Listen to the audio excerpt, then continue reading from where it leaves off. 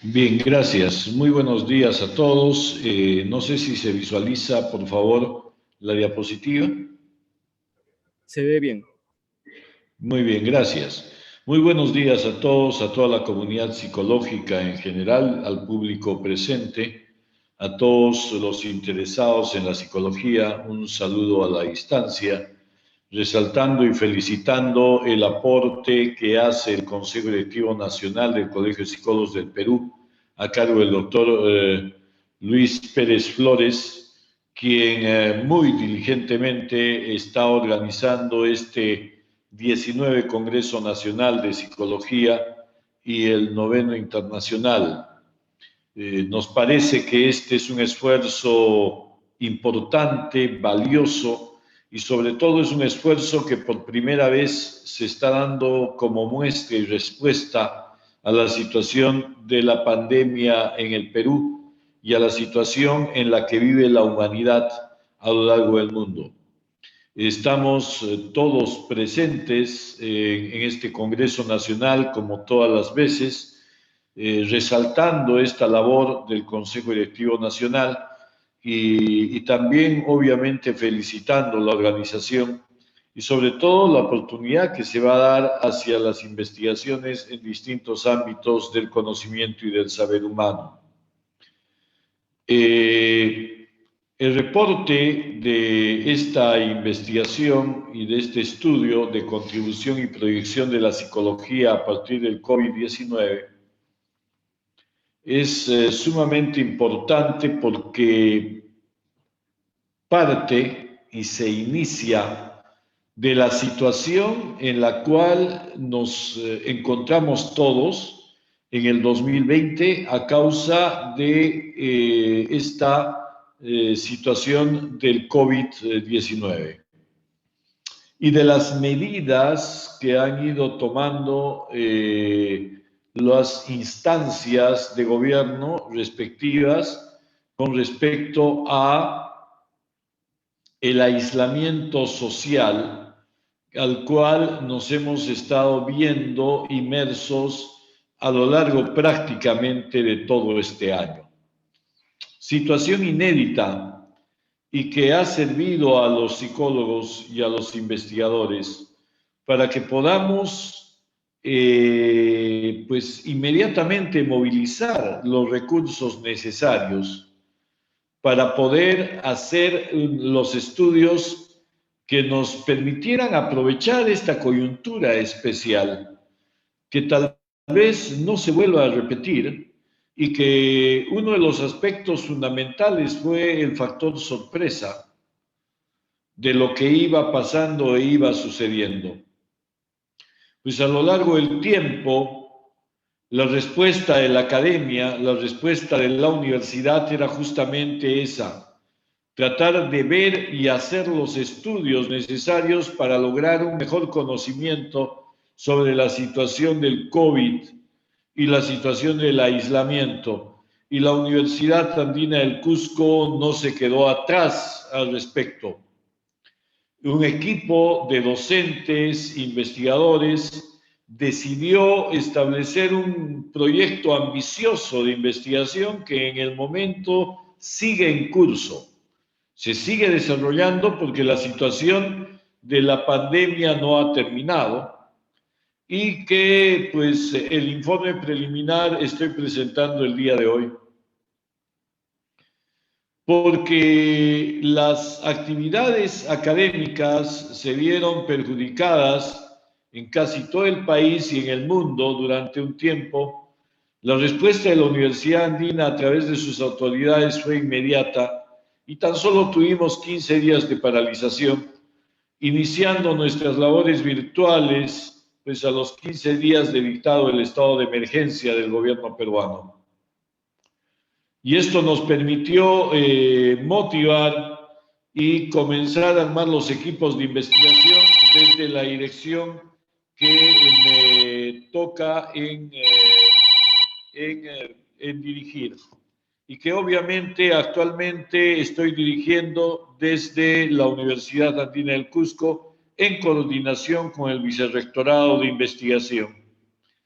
Es importante para este Congreso Nacional de Psicología que yo pueda brindar estos conocimientos para que ustedes puedan tomar en cuenta los avances que hemos ido teniendo desde el Vicerrectorado de Investigación, desde la Dirección de Gestión de Investigación, en lo que es el conocimiento de la pandemia en la ciudad del Cusco y que es la proyección a nivel nacional de todas las universidades. Es por esto de que contestamos a la pregunta que inicialmente nos hicimos. ¿Cuál es el impacto emocional y las respuestas psicológicas en la población de la ciudad del Cusco a causa del aislamiento social producto del COVID-19? Para esto, nosotros trabajamos un estudio con un diseño cualitativo desde la teoría fundamentada y un diseño cuantitativo con una muestra del estudio cualitativo de 495 entrevistas y una muestra de 1.770 personas en el estudio cuantitativo. En varias categorías de estudio que tenían que ver con la respuesta psicológica y el impacto emocional frente al aislamiento social obligatorio, en todo un equipo de investigación de la Universidad Andina que ahí presento. ¿A qué conclusiones se llegó dentro del estudio, del informe preliminar del estudio cualitativo? Como respuesta al impacto de la pandemia, el aislamiento social obligatorio ha generado en los pobladores de la provincia de Cusco diferentes reacciones emocionales.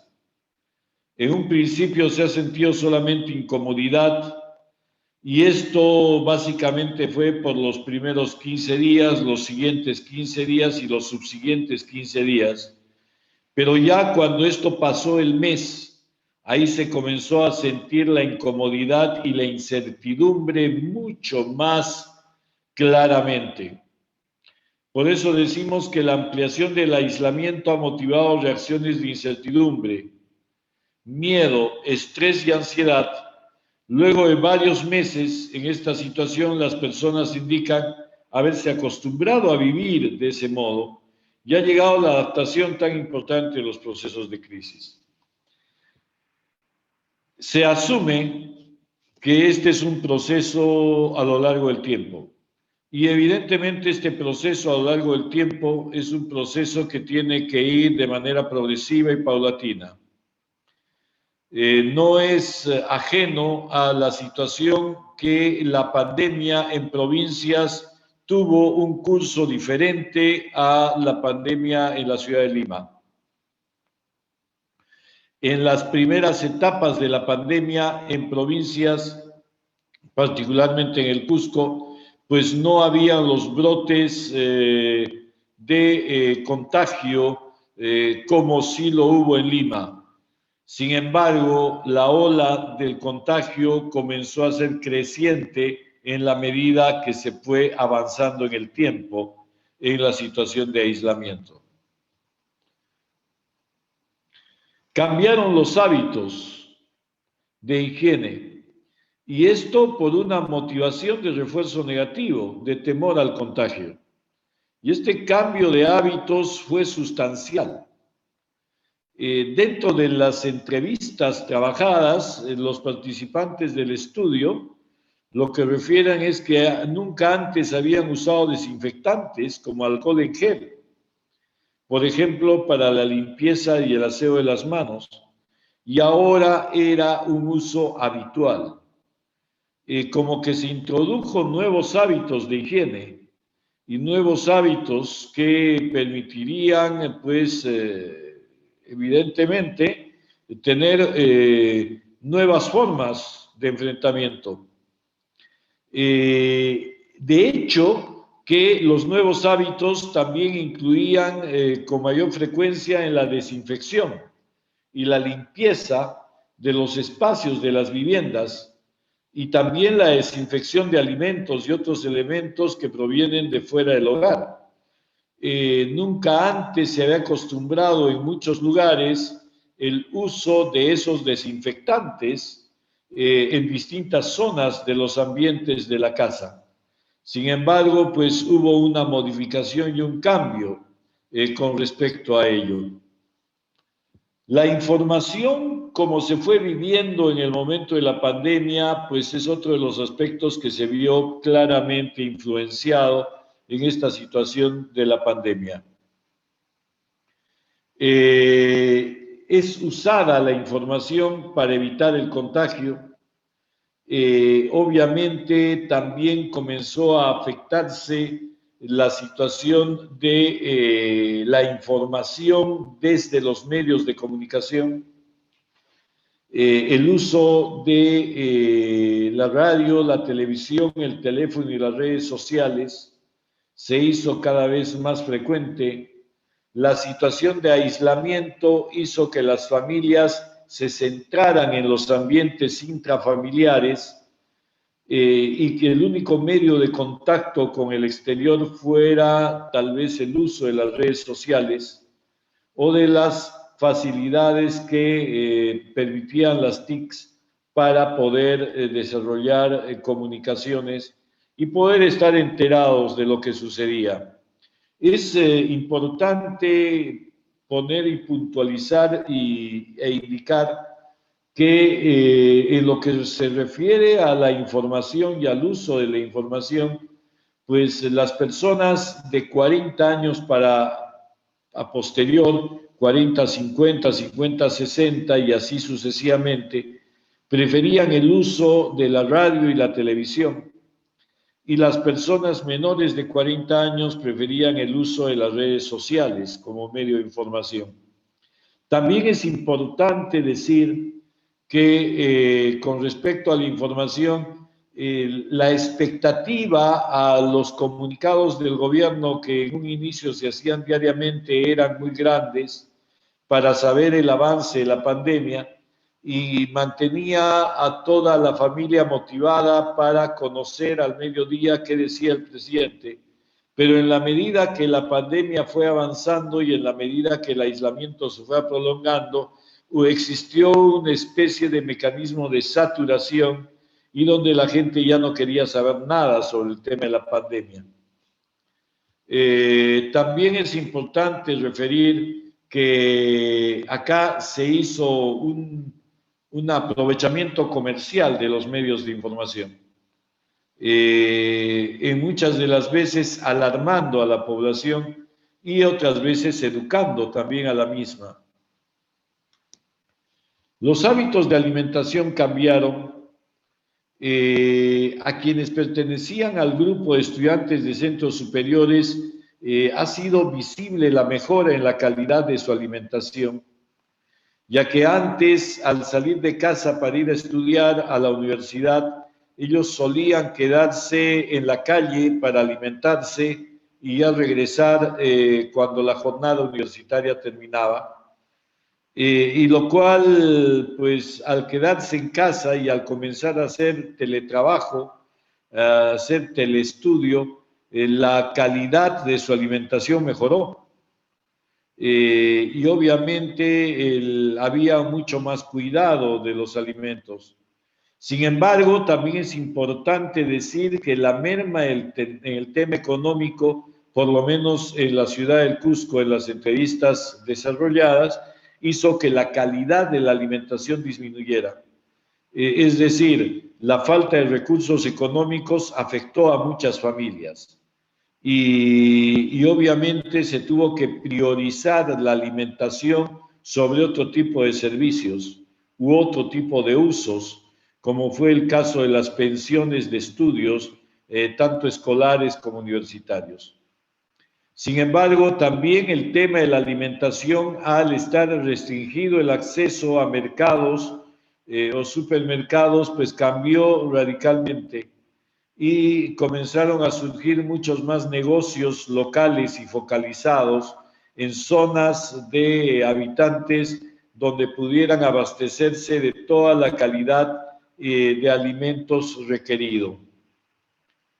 Evidentemente, otro de los aspectos que se abordó como resultado preliminar en el tema cualitativo es el temor a la muerte, que ha arrojado una gran cantidad de existencia en el miedo que genera entre los pobladores participantes, sobre todo más que en la muerte de uno mismo, al considerar la muerte de las personas que aman, incluso de aquellos que pertenecían a los llamados grupos de riesgo, ya sean adultos mayores o personas con alguna comorbilidad.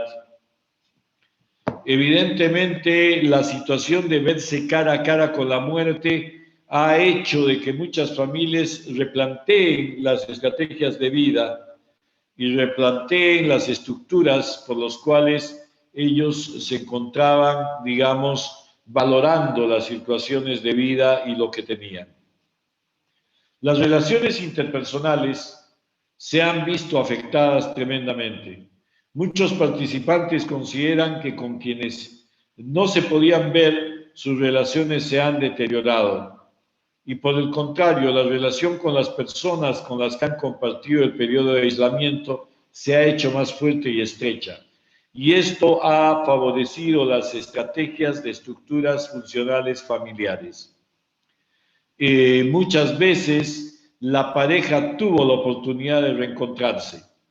Muchas veces los papás han tenido la oportunidad de reencontrarse con los hijos y han podido compartir gran parte del desarrollo del tiempo con ellos. Esto ha hecho de que las relaciones interpersonales mejoren tremendamente e incluso se ha generado que algunas características que han descubierto entre las personas con quienes han convivido y quienes estamos en la parte clínica y atendemos pacientes constantemente, nos hemos dado cuenta que una de las cosas en la comunicación es que las parejas muchas veces han descubierto cualidades que habían perdido o no habían podido descubrir en sus parejas en el momento de aislamiento. Lamentablemente, algunas situaciones familiares o de pareja han generado mayores distanciamientos y en otros casos han generado acercamientos. Pero eso es parte del saldo que se genera tanto al debe y al haber de una situación de aislamiento social. Hay muchas parejas de enamoramiento que se han roto y hay muchas parejas que sí han sobrevivido y se han solidificado. Pero todo esto ha sido un proceso adaptativo. La preocupación en la producción laboral y de estudios es considerada por los participantes altamente estresante y sobrecargada. Tanto para estudiantes como docentes, la labor a través de los medios digitales ha sido bastante, digamos, ardua, bastante sobrecargada y ha requerido el cambio de hábitos y estrategias de enseñanza y de aprendizaje, tanto para los estudiantes como para los docentes, en todos los niveles, ya sea inicial, primario, secundario o universitario. Quienes somos docentes universitarios lo vivimos y lo sufrimos diariamente. La labor del docente se ha sobrecargado y tal vez nos hemos encontrado con algo que ha desnudado la realidad del Perú. El Perú no era un país que estaba preparado para enfrentar una situación de esta pandemia, de la naturaleza como se vivió. Los recursos y los soportes que se tenían no han sido los mejores. Y evidentemente la educación es uno de los sectores que ha sufrido las mayores consecuencias negativas de esta situación de aislamiento y del estudio o la enseñanza a distancia, o presencial a distancia, como se quiere decir. En realidad, este tema de los estudios ha afectado en ambos sentidos, tanto a quienes diseñan las estrategias de instrucción y de enseñanza, a quienes las llevan y las ejecutan como son los docentes y a quienes son beneficiados de estas estrategias como son los estudiantes. Todos se han visto perjudicados. Peor aún, con algunas circunstancias en las cuales los medios de acceso al Internet y los medios de acceso a los ordenadores, las tablets o los celulares o las señales de Internet no llegaban. Pues evidentemente se ha generado un mayor abismo en las fronteras de la pobreza, y esto se ha notado claramente en el tema de la instrucción y en el tema de lo que significa la enseñanza. Las consecuencias de este proceso nosotros vaticinamos como contingencia de control psicológico, vaticinamos que las consecuencias se va a comenzar a ver el 2021. Y evidentemente, pues las instancias de gobierno han tenido que tomar en consideración estos aspectos, porque esas consecuencias se va a ver al año que viene en los problemas de aprendizaje que vamos a tener a nivel escolar, y evidentemente cuanto menos edad tengan nuestros estudiantes, pues mayores problemas se van a presentar. Evidentemente también en la nivelación escolar, en el desarrollo de las capacidades reflexivas y sobre todo en algo que es importantísimo más allá de las deficiencias que ya de por sí la educación en nuestro país tiene, que es la falta de comprensión por parte de los estudiantes en las distintas edades de la enseñanza, tanto básica, regular como universitaria, que es el gran problema de la interacción social. No puede haber educación en aislamiento que sea completa, y evidentemente la interacción social se hace necesaria para que se pueda desarrollar con éxito una actividad de esta naturaleza. Evidentemente, ha habido consecuencias positivas que podemos hablar que ha logrado esta situación de la pandemia. Por ejemplo, nos ha permitido ponernos a la vanguardia a todos y a la academia y a las personas involucradas en el uso de las habilidades de las tecnologías de la información. Quienes estamos en la labor educativa hemos tenido que seguir cursos acelerados para comprender y entender el uso y manejo de estrategias metodológicas tanto en el Zoom como en el Google Meet, y las plataformas de Blackboard necesarias. Por ejemplo, como consecuencia de la pandemia, podemos encontrar que hay una gran ventaja. Podemos hacer este congreso virtual. Nosotros estamos en distintas partes del mundo y evidentemente desde distintas partes del mundo podemos estar conectados en este momento.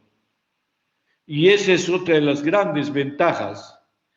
Allá en el Perú son son actualmente creo, si van a ser las 10 de la mañana, y en la otra parte del mundo nosotros estamos prácticamente entrada la noche. Entonces, esta situación ha hecho de que las cosas cambien. Sin embargo, más allá de que se ha hecho más demandante el trabajo a distancia, ha sido muy duro lograr adaptarse a esta situación, y de hecho que la mayoría ha desarrollado habilidades. Se ha tenido una percepción de incertidumbre, confusión y sensación de urgencia. La inseguridad ante el contagio ha sido una de las fuentes de esa incertidumbre. El no tener la información, y acá surge una enseñanza muy clara desde la psicología, la gran importancia de tener conciencia de las cosas, de darnos cuenta, la gran importancia de saber el alcance, de informarse, de conocer. Pues cuando se camina a ciegas y cuando los problemas los enfrentamos sin conocer de manera clara cuál es el problema, pues surge percepciones de incertidumbre, confusión y sensación de urgencia. Y evidentemente esta incertidumbre ante el contagio es una de las cosas que ha movilizado grandes masas. Sin embargo, cabe llamar la atención de las sociedades en las cuales nosotros nos estamos involucrados.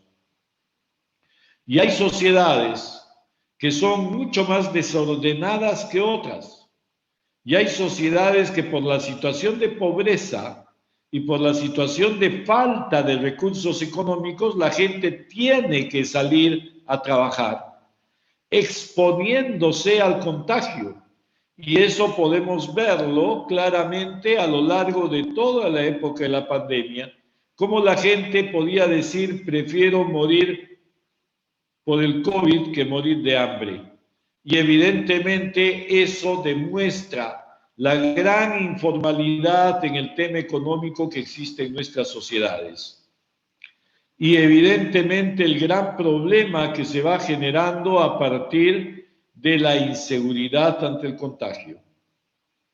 La percepción de la muerte es otra situación que genera confusión e incertidumbre. Muchas personas se han visto cara a cara con la muerte y estamos seguros que cada 3 personas, por lo menos una, ha tenido la muerte de algún familiar o conocido. Y esta situación ha hecho que se replanteen los objetivos de vida, que se replantee cuáles son los objetivos que persigo en la vida con respecto a la integración familiar, con respecto a los hijos, con respecto al trabajo, con respecto al disfrute, al recreo y con respecto a la manifestación de afecto.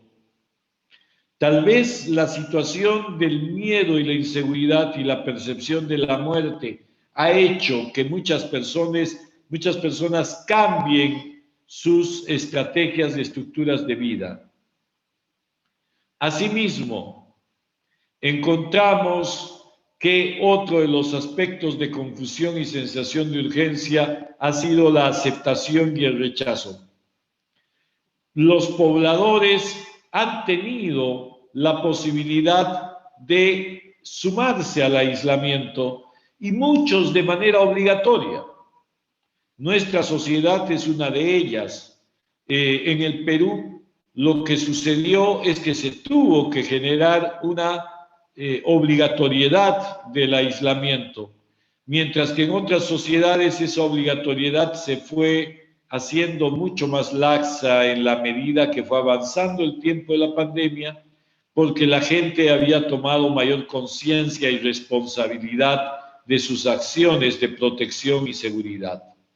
Sin embargo, en nuestras sociedades, en muchos de los casos, se veía una falta de aceptación y un rechazo hacia la toma de medidas de seguridad.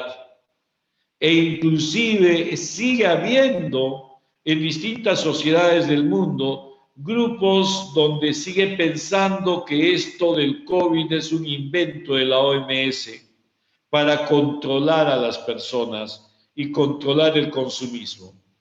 Sin embargo, es importante entender que este tema de la aceptación y rechazo tiene mucho que ver con los hábitos, con la seguridad, con la incertidumbre, la confusión y las sensaciones de urgencia. La aceptación de la realidad implica dar un paso hacia adelante a la solución de los problemas y muchas veces el rechazo es un enfrentamiento a los mismos que en algunas de las circunstancias no llega a los mejores recaudos. Se han tenido que generar nuevas adaptaciones a nuevas condiciones, de tal manera que podía darse esta adaptación porque el trabajo se tenía que hacer desde la casa, porque muchas veces ya se perdió los momentos de divertimento, de ocio, o los momentos de recreo, los momentos de interacción social. El confinamiento trajo condiciones de adaptación nuevas que generaron mayores tensiones, estrés y ansiedad, y en algunos casos la presencia de depresión. Reportes de distintas investigaciones al respecto se han estado viviendo y se están exponiendo en este evento también. Importante entender que esta adaptación a las nuevas condiciones requería la asimilación y acomodación de nuevas formas de vida. Y obviamente esto tenía que implicar normatividades. Y la normatividad tenía que ser en los mandatos que establecía las normas. Lamentablemente, somos una sociedad heteronómada, donde necesitamos el castigo para que la gente pueda tomar las precauciones necesarias. Nos falta autonomía para ser responsables de nuestra propia vida y de nuestra propia seguridad. Y esa heteronomía son por las condiciones de vida. De hecho, que hay una nueva estructura funcional de la familia. Y esta estructura funcional de la familia ha tenido que generar nuevos hábitos, nuevas costumbres, nuevas creencias. Y esta percepción de incertidumbre, confusión y sensación de urgencia ha generado cambios en los hábitos de vida. El distanciamiento social, que es el eje fundamental que hasta este momento se sigue propiciando, es aquello que permite reducir el contacto cercano entre las personas para frenar la propagación de infecciones o enfermedades. Y las medidas de distanciamiento social incluyen limitar la reunión de grandes grupos de personas, cerrar edificios y cancelar eventos. Esta es una limitación del contacto social. Evidentemente, la higiene de manos, el uso de desinfectantes, el uso de mascarillas, estamos hablando que nace una nueva sociedad aún más consumista probablemente, porque nos están induciendo a un cambio de hábitos de vida y cambios en el comportamiento. Muy bien, todo esto comentado son los resultados preliminares de la investigación cualitativa. Ahora vayamos a esa investigación cuantitativa que hemos tenido con 1.770 personas que han tenido que llenar una encuesta, una escala tipo Likert para medir la respuesta psicológica frente al COVID de distintos estratos psicológicos. Y dentro de estos resultados, en el equipo de investigación de la Universidad Andina hemos encontrado que hay una respuesta cognitiva frente al aislamiento social obligatorio por efectos de la pandemia COVID-19 en pobladores de la provincia de Cusco. Esta respuesta cognitiva frente al aislamiento social obligatorio es sobre creencias y pensamientos sobre el cuestionamiento de sí mismo, los demás y el ambiente. Se han medido las dimensiones, representaciones en el pensamiento acerca del pasado, el presente y futuro, a nivel de espacio y tiempo, las metas y objetivos de vida, los hábitos de vida y la autoimagen como respuesta cognitiva. Y fíjense algo sumamente interesante que ustedes pueden visualizar en la diapositiva. Encontramos que entre los varones y las mujeres son las mujeres quienes se encuentran más en riesgo y son los varones quienes han logrado mejores adaptaciones a la situación de la respuesta cognitiva frente al aislamiento social obligatorio. Tal vez esto nos lleva a una reflexión y a una especulación hipotética que dé lugar a profundizaciones en el estudio. ¿No será que las mujeres han sido las que han llevado la mayor carga familiar y son las mujeres las que llevan la mayor carga de la estructura funcional de la familia? Y los varones son los que pasan un trabajo mucho más suave, porque quienes se encargan dentro de la crianza de los hijos, la educación, el cuidado, la alimentación, son las mujeres. Fíjense que acá es importante e interesante observar que de las 997 mujeres, el 67%, 67,2%, se encuentra en riesgo y que no ha logrado mayores adaptaciones.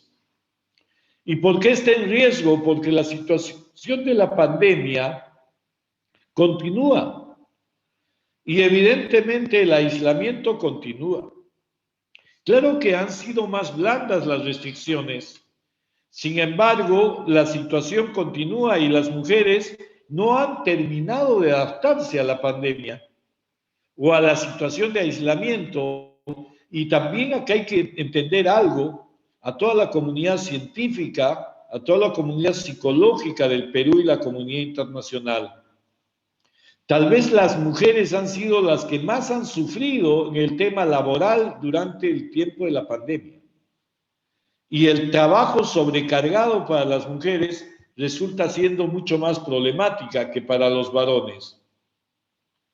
Fíjense que tan solo el 18,2% ha logrado mecanismos adaptativos en las mujeres, mientras que los varones han logrado mecanismos adaptativos de 773 sujetos, que son la muestra, el 31,7%.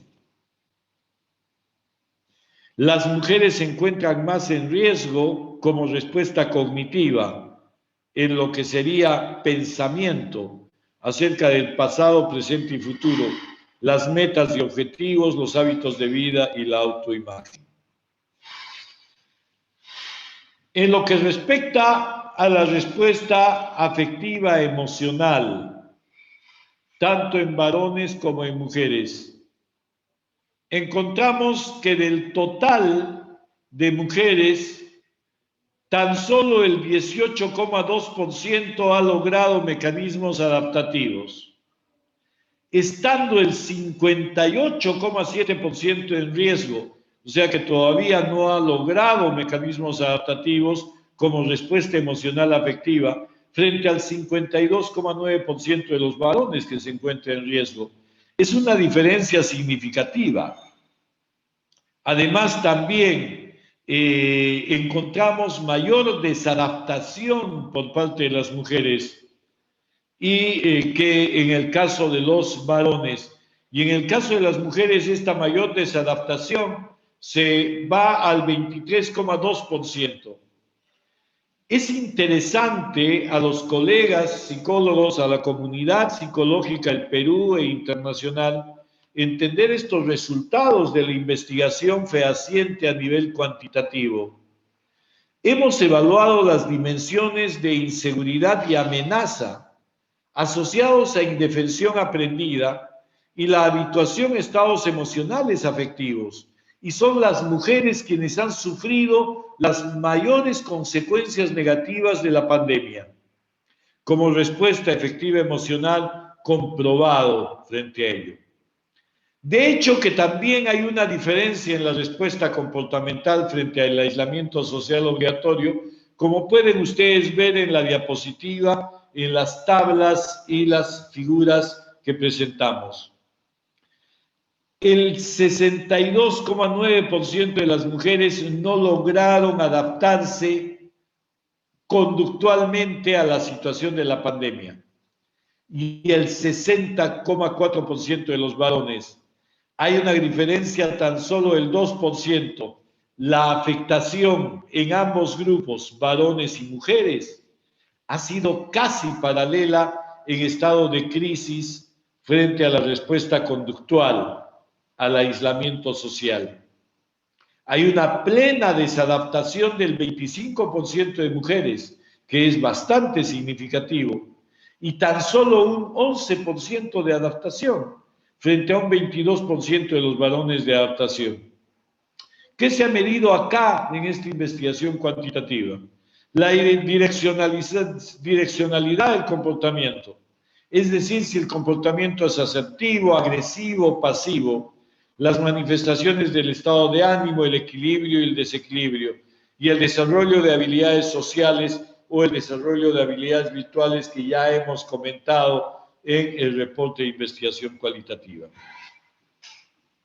En general, como respuesta psicológica del aislamiento social obligatorio ante efectos de la pandemia COVID-19 en pobladores, varones y mujeres de la provincia de Cusco, en el Perú, encontramos que de las 1.770 personas, el 68,9% de mujeres y 65,1% de varones se encuentra en riesgo frente a mecanismos adaptativos.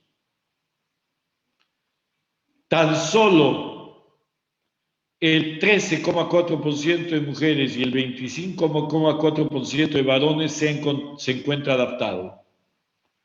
Y desadaptado en este momento al reporte de finalización de octubre, primera semana de noviembre, el 17,7% de mujeres en plena desadaptación y el 9,6% de varones en plena desadaptación. Este dato, colegas, es sumamente preocupante, porque las consecuencias de la crisis del aislamiento psicológico recién está por venir.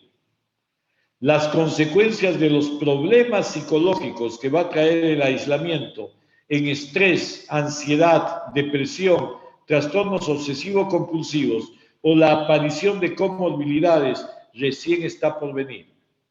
La aparición de problemas de aprendizaje en la niñez y la juventud recién está por venir.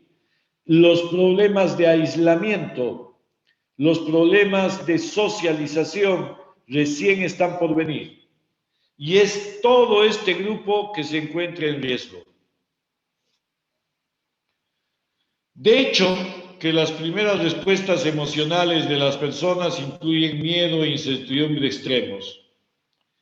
De hecho, que hay también el miedo y percepciones distorsionadas de riesgo y consecuencias dañinas, y se informa comportamientos sociales negativos. Estos estados y conductas pueden dar pie a problemas en salud mental pública, incluidas reacciones de angustia, insomnio, ira, miedo extremo o la enfermedad incluso en personas no expuestas. Y también la existencia de comportamientos riesgosos para la salud, como el mayor uso de alcohol, tabaco y aislamiento social. Los trastornos específicos como trastorno de estrés postraumático, trastornos de ansiedad, depresión y somatizaciones, y estos últimos síntomas y la necesidad de intervenciones terapéuticas son igualmente recomendables para niños. Ha habido un aumento de las emociones negativas, como la ansiedad, la depresión y la indignación, así como la sensibilidad a los riesgos sociales. Aumentaron en tanto disminuyeron las emociones positivas, por ejemplo la felicidad y la satisfacción con la vida. En general, encontraron que las personas se preocupaban más por su salud y su familia y menos por el ocio y los amigos. ¿Qué visualizar? ¿Qué visibilizar de la labor del psicólogo en las necesidades de las personas? Pues evidentemente tenemos que visibilizar las conductas de prevención. Y tenemos que partir de una prevención primaria, secundaria y terciaria, con la finalidad de reducir o eliminar los riesgos y evidentemente mejorar la evidencia sintomatológica de la enfermedad. La prevención secundaria tiene que ser ya intervenir sobre la enfermedad y las condiciones que se han presentado, y la terciaria es en el seguimiento para ver, retrasar el avance de la pandemia y la existencia de problemas psicológicos asociados.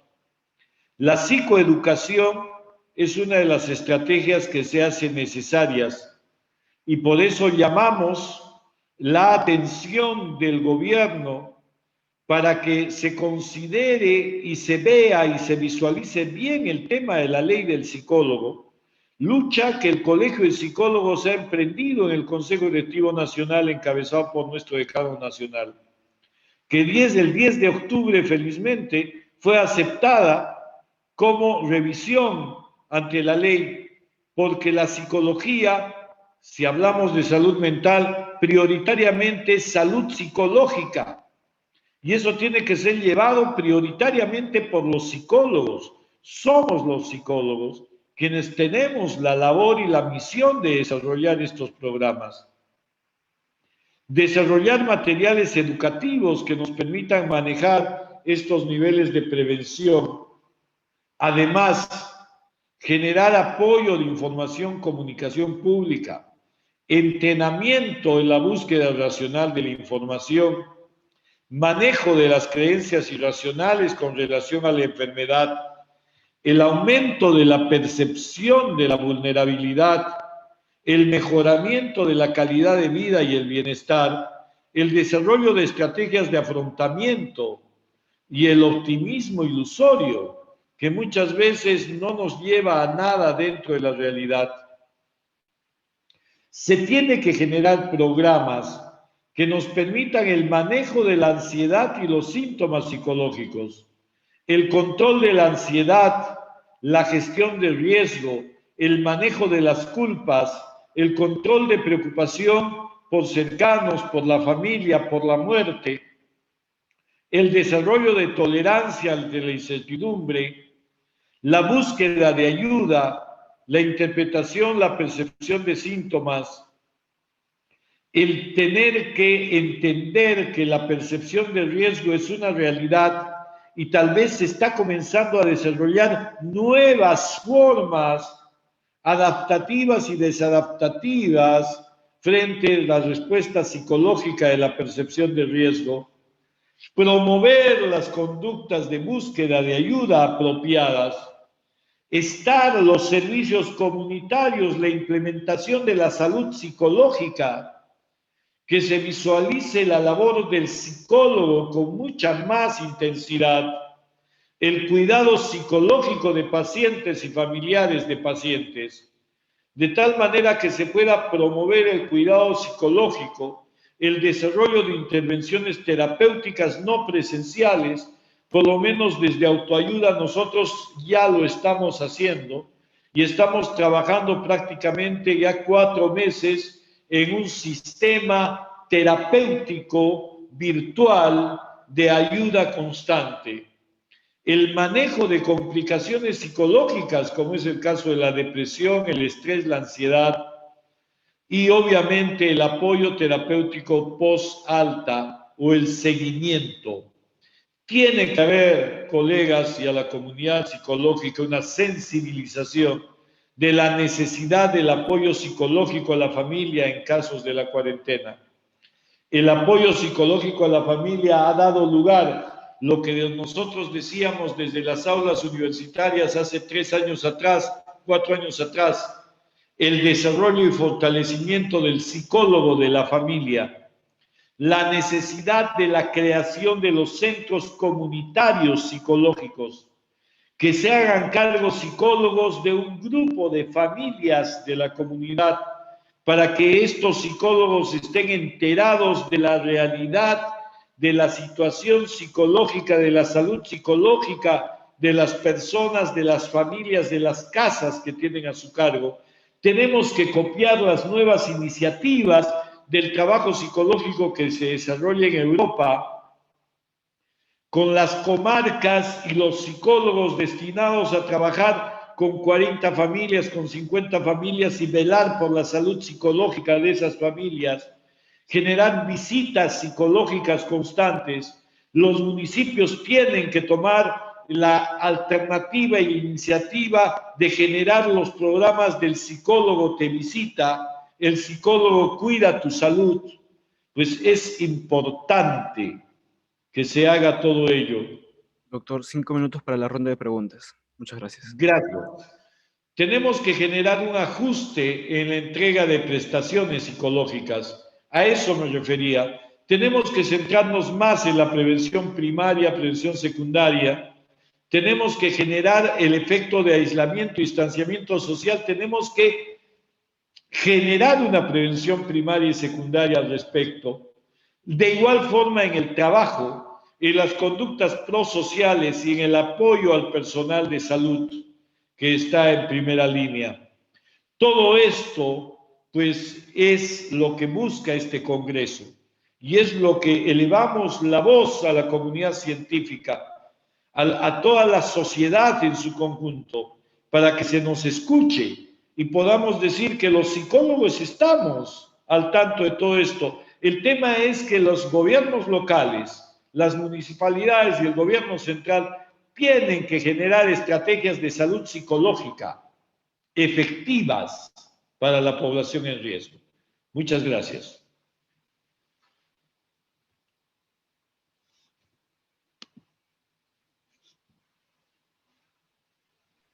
Damos muchas gracias al doctor Pacheco por la ponencia brindada. A continuación pasaremos con la ronda de preguntas. En caso haya preguntas por parte del público, pueden escribir sus preguntas vía Facebook o vía YouTube. Estaremos esperando. Muchas gracias.